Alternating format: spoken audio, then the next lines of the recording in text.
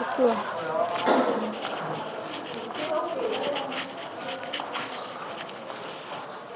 Assalamualaikum warahmatullahi wabarakatuh.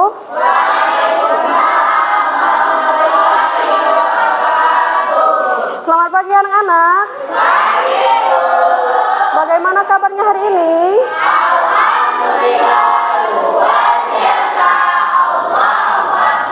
Alhamdulillah ya, terima kasih kita puji syukur atas kehadirat Allah Subhanahu wa taala yang telah memberikan kita kesempatan, kesehatan sehingga kita bisa berkumpul di kelas 7 pada hari ini dengan materi pembelajaran pendidikan agama Islam. Baik, sebelum memulai pelajaran, ada baiknya kita berdoa terlebih dahulu. Ketua kelas pimpin doanya.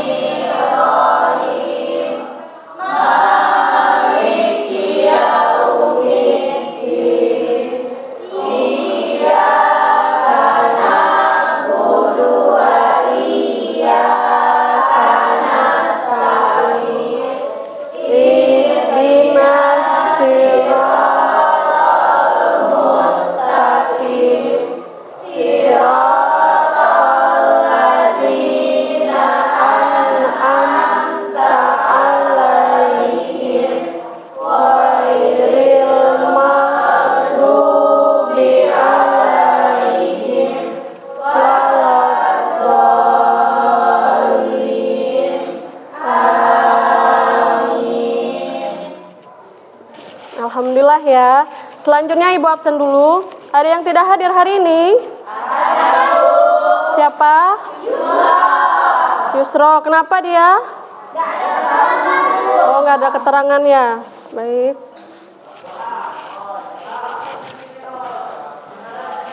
Oke, sebelumnya Ibu mau bertanya dulu ya. Minggu lalu kita sudah membahas tentang materi apa? Ada yang masih ingat? Lupa? Oh baik, Ibu ingatkan lagi ya. Minggu lalu itu kita sudah belajar tentang sholat sunnah berjamaah. Apa saja yang termasuk sholat sunnah berjamaah? Ada yang masih ingat? Ya, sholat Idul Fitri, sholat Idul Adha, kemudian sholat tarawih, lalu sholat sunnah istisqa. Apa itu? Yaitu sholat sunnah meminta hujan. Baik, selanjutnya kita akan melanjutkan materi kita yaitu tentang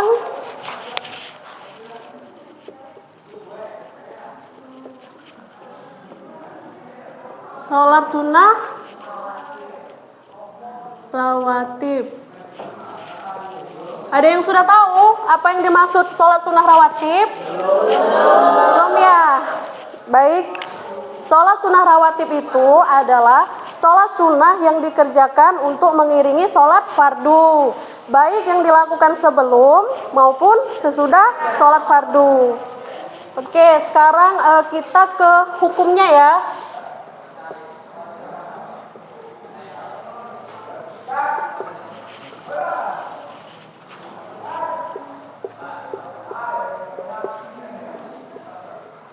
Hukum sholat sunnah rawatib ini ada dua, yaitu yang pertama apa? Ada yang tahu?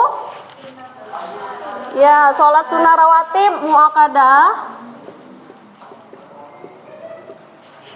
Dan yang kedua apa? Ghairu muakkadah.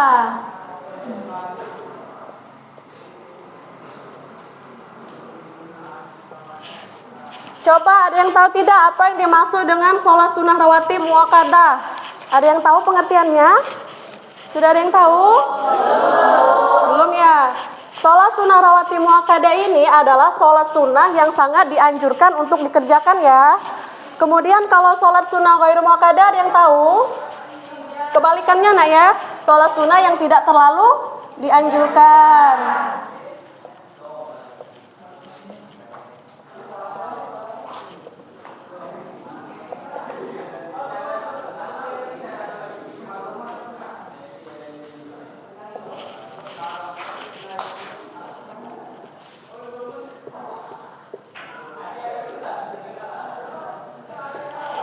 Coba apa saja yang termasuk sholat sunnah rawatib muakkadah? Ada yang tahu? Tunjuk tangan, coba. Windy apa nak? Sholat sunnah sebelum sholat subuh. Ya, betul. 2 rakaat sebelum subuh.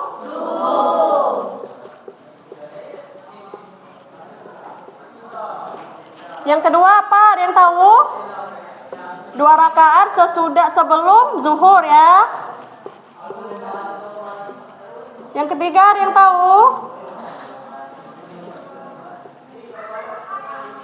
Ya, 2 rakaat sesudah zuhur.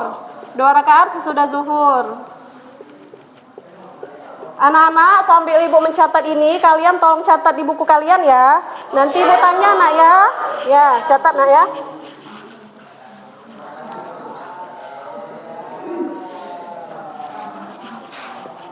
Selanjutnya apa? 2 rakaat sesudah asyar.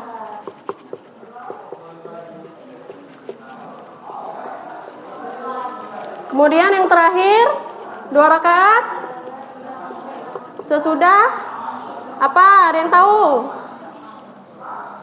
Maghrib ya. Nah, kelima ini adalah sholat sunnah muakkadah yang sangat dianjurkan. Kenapa dianjurkan? Karena Rasulullah SAW selalu mengerjakannya. Kemudian yang termasuk sholat sunnah ghairu muakkadah apa? Ada yang tahu? Yang pertama itu yaitu 2 rakaat sebelum zuhur ya.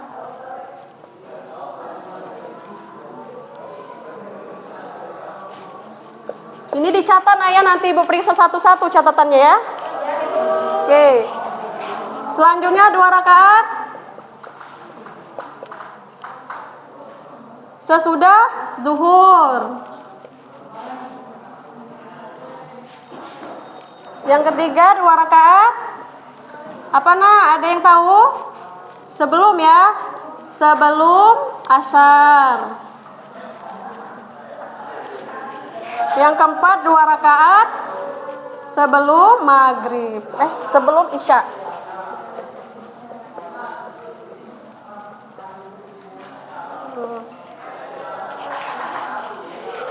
Nah, inilah yang termasuk sholat sunnah rawatib ghairu muakkadah ya, sholat yang sangat dianjurkan tadi. Kemudian yang ini sholat sunnah ghairu muakkadah, yaitu sholat yang tidak terlalu dianjurkan. Kenapa tidak terlalu dianjurkan? Karena Rasulullah kadang-kadang ya mengerjakannya, tetapi dia mengerjakannya ya. Sudah dicatat belum ini? Coba. Belum, Bu. Coba catat dulu nak, ibu kasih waktu 1 menit. Oke, Bu. Bilang ya kalau sudah dicatat. Ya.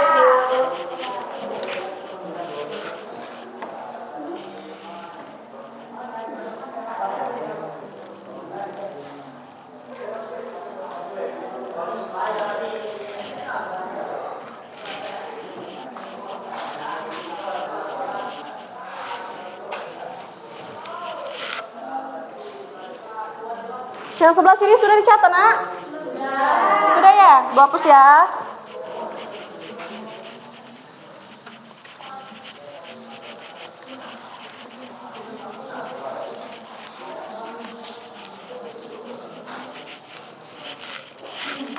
Sekarang kita lanjut ke waktu pelaksanaannya.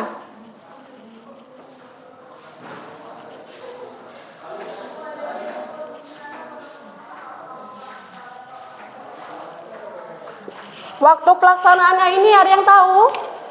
Belum ada ya? Ada 2 ya, yang pertama qobliyah dan yang kemudian ba'diyah. Oke.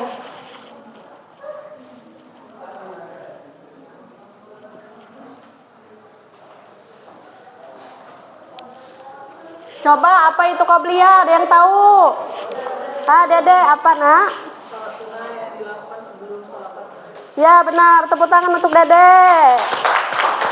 Kemudian yang ba'diyahnya ada yang tahu? Apa maksudnya? Feni, silakan.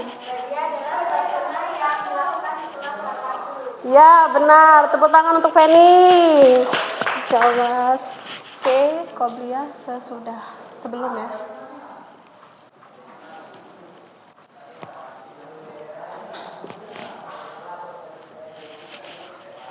Oke, selanjutnya kita masuk ke tata cara pelaksanaannya ya.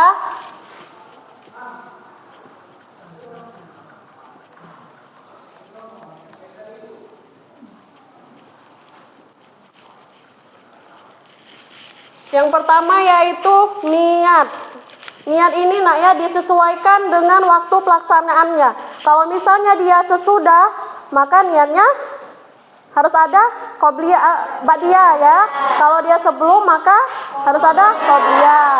Coba ibu tunjuk satu orang untuk membacakan niat sebelum sholat subuh. Siapa yang mau? Coba sebelum ibu tunjuk. Ada yang mau?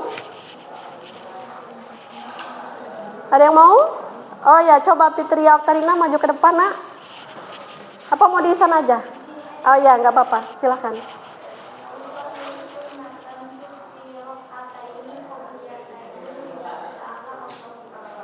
Masya Allah, ya benar sekali ya. Tepuk tangan untuk Fitria Oktarina. Itu niatnya nak ya, disesuaikan dengan pelaksanaannya ya, baik itu sebelum maupun sesudah. Baik, yang kedua yaitu ada dilakukan secara munfarid. Apa itu munfarid? Ya benar, sendirian. Maksudnya di sini tidak boleh berjamaah ya. Kalau berjamaah maka itu sholat sunnah berjamaah namanya. Oke, kalau selanjutnya yaitu tidak didahului azan dan iqamah.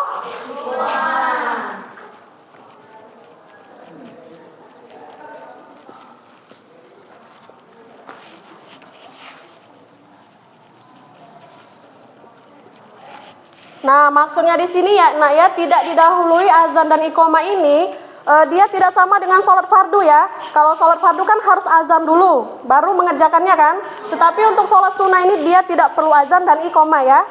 Catat nak ya, ini semua dicatat. Ya.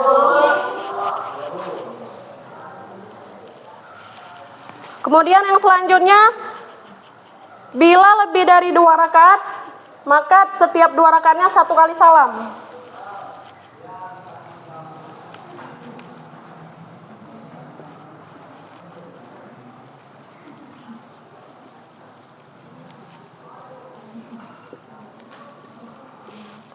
Nah, bila 2 rakaat 1 kali salam. Contohnya sholat apa ya?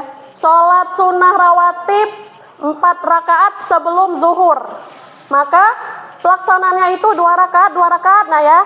2 rakaat salam, 2 rakaat salam. Selanjutnya yaitu bacaannya tidak dinyaringkan.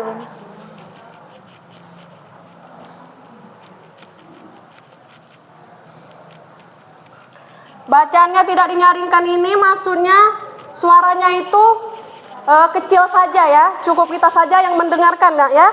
Sama seperti sholat fardu, tidak boleh nyaring seperti imaman ya. Kemudian berpindah sedikit dari tempat sholat fardu.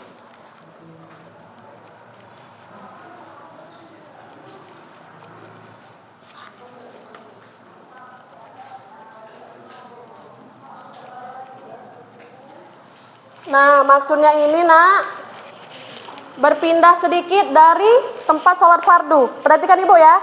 Misalnya ibu berdiri di sini, ini ibu mau melaksanakan sholat fardu ya. Nah, sebelum melaksanakan sholat fardu, ibu akan melaksanakan sholat sunnah. Maka sajadahnya tadi digeserkan sedikit, tetapi arah kiblatnya tetap sama. Jangan mereng-mereng ya, tetap sama ke depan ya. Oke, selanjutnya tidak mengerjakan sholat rawatib atau sholat lainnya jika iqamah sudah dikumandangkan.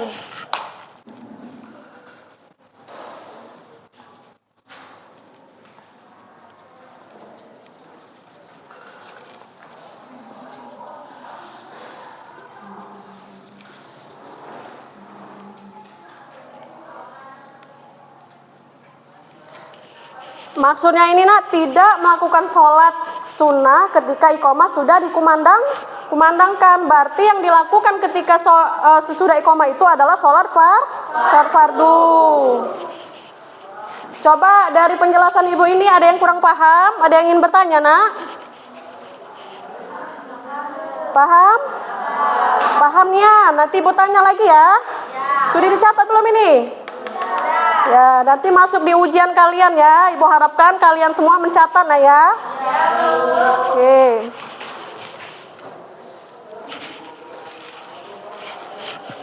Sebelah sini sudah, Nak? Sudah ya.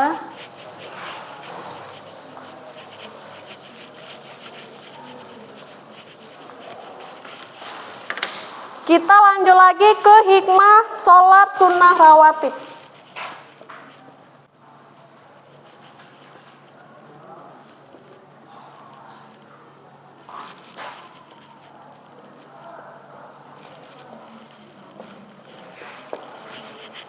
Coba sambil kalian mencatat ya, Ibu jelaskan apa saja yang termasuk hikmah dari sholat sunnah rawatib ini. Yang pertama yaitu menyempurnakan sholat fardu.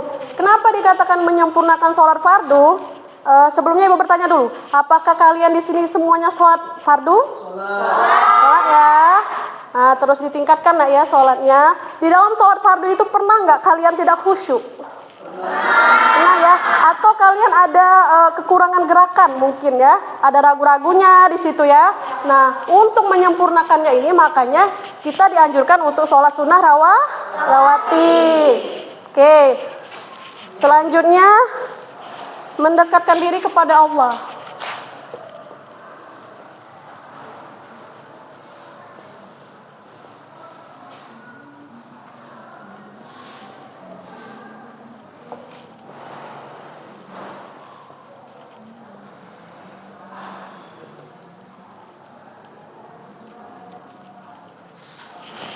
Mendekatkan diri kepada Allah ini maksudnya Naya, jika kita melaksanakan sholat secara rutin terus menerus, maka hati kita akan dekat dengan Allah. Yang ketiga yaitu membiasakan diri untuk beribadah.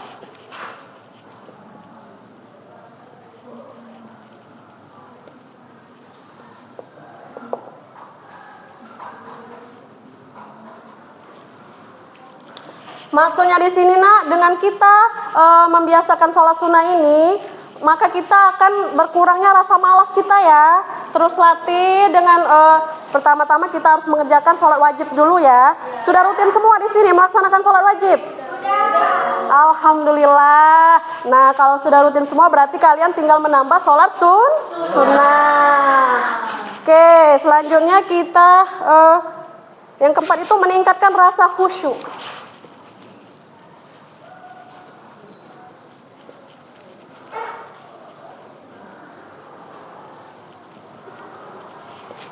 Maksud dari meningkatkan rasa khusyuk ini Naya, dengan kita rajin sholat sunnah itu kita akan melatih diri kita untuk khusyuk. Khusyuk di sini maksudnya kita memahami bacaan yang kita baca ya. Tujuan dari kita sholat itu untuk apa? Sehingga hati kita hanya berpacu hanya kepada Allah. Yang kelima yaitu menambah pahala.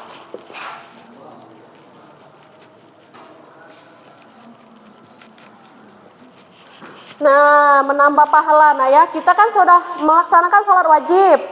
Ya, tentu kita sudah mendapatkan pahala yang besar ya. Dengan melaksanakan sholat wajib, kemudian disempurnakan lagi dengan sholat sunnah tadi. Sehingga kita mendapatkan pahala yang berlebih. Dan insya Allah akan membangunkan rumah kita di surga. Jika kita rajin melaksanakan sholat sunnah rawatib. Mau semua tidak masuk surga? Mau. Ibu juga mau ya? Oke, yang keenam kita lanjut. Memperoleh keberkahan dalam kehidupan.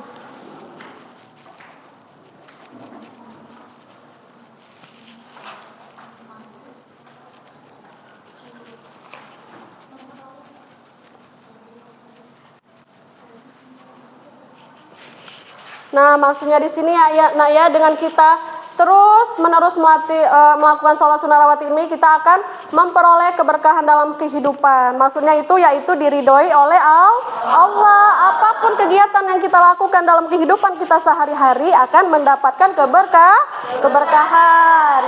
Selanjutnya yaitu mengikuti sunnah Rasulullah Sallallahu Alaihi Wasallam.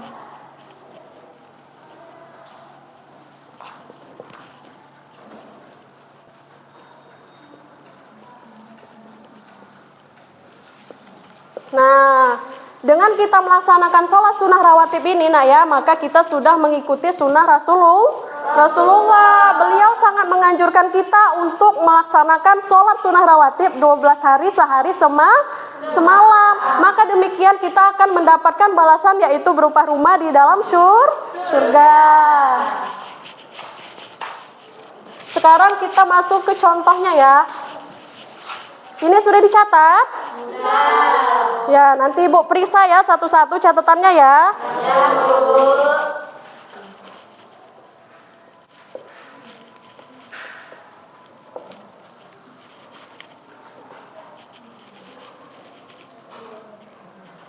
Maksud contoh di sini ya nak ya,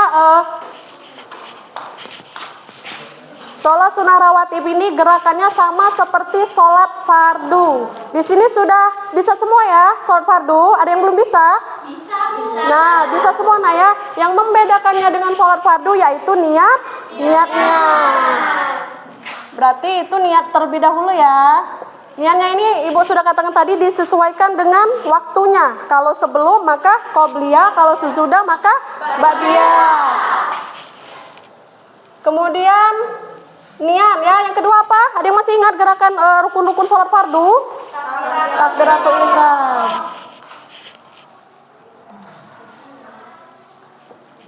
Ibu rasa kalian sudah bisa ya untuk melaksanakan gerakan sholat sunnah rawatib ini. Bedanya hanya di niat saja. Nah, untuk itu Ibu harapkan kalian semua nanti sudah bisa melatih diri ya untuk melaksanakan sholat sunnah rawatib ini.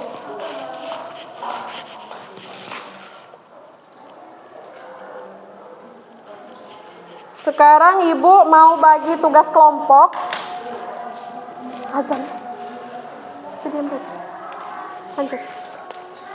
Karena sedang azan kita break terlebih dahulu ya.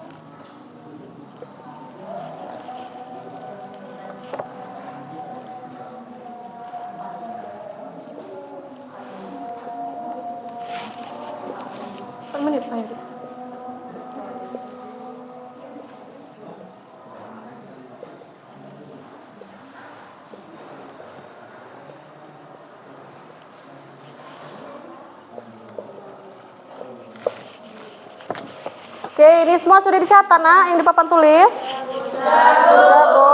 Baik, tugas selanjutnya Ibu akan membagi tugas kelompok ya. Ibu sebutkan ke Rindi kelompok 1, Selis kelompok 2, Putri kelompok 3, sampai ke belakang ya. Yang keempat ini Sandela kelompok 4. Tugasnya yang pertama yaitu untuk Rindi Antika, catat, nak, soalnya. Diskusikan pengertian sholat sunnah rawatib dan hukum-hukumnya. Ya, sholat sunnah rawatib dan hukum-hukumnya. Untuk Selis, jelaskan bagaimana hikmah dari sholat sunnah rawatib ya. Diskusikan dengan kelompoknya. Yang Putri Ananda, jelaskan tata cara pelaksanaan sholat sunnah rawatib. Diskusikan dengan kelompoknya ya. Yang Rini Sandela,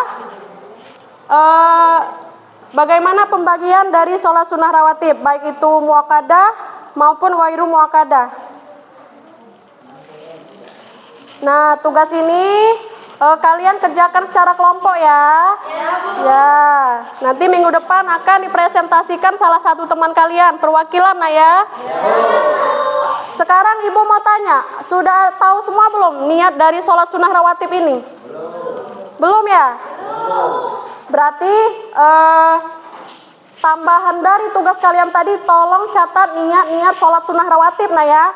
Ya, itu semua sudah ada bukunya, dicatat di buku catatan kalian. Nanti minggu depan seluruh catatan kalian dikumpulkan ya. Ibu akan periksa. Siapa yang tidak mencatat, Ibu doublekan. Ya, itu saja. Baik, kesimpulan materi kita hari ini yaitu tentang sholat sunnah rawatib. Sholat sunnah rawatib ini adalah sholat sunnah yang dikerjakan mengiringi sholat fardu, baik yang dikerjakan baik sesudah, baik sebelum maupun sesudah sholat fardu. Sholat ini sangat dianjurkan oleh Rasulullah SAW untuk mengerjakannya 12 hari dalam 1 hari 1 malam, dan akan mendapatkan balasan yang indah yaitu berupa rumah di surga. Oke. Ibu harapkan, nah ya, karena kalian semua sudah bisa melaksanakan sholat wajib dan alhamdulillah sudah rutin semua. Alhamdulillah. Jadi latih, nah ya, dalam seminggu ini kalian latih. Mulai dari sholat sunnah sebelum subuh, nah ya. Tadi kan Ibu bilang catat ya niatnya. Nah, itu praktekkan. Nah, nanti insya Allah minggu depan kita akan melanjutkan materi lagi. Semoga yang tidak masuk tadi minggu depan bisa hadir ya, mengikuti materi kita selanjutnya. Oke, cukup sampai di sini saja materi kita, mengingat waktu kita terbatas. Semoga apa yang Ibu sampaikan hari ini bisa kalian pahami ya, bisa kalian terapkan di rumah. Dan Ibu mohon maaf apabila ada kesalahan kata. Ibu akhiri, wabillahi taufiq wal hidayah. Wassalamualaikum warahmatullahi wabarakatuh. Waalaikumsalam warahmatullahi wabarakatuh.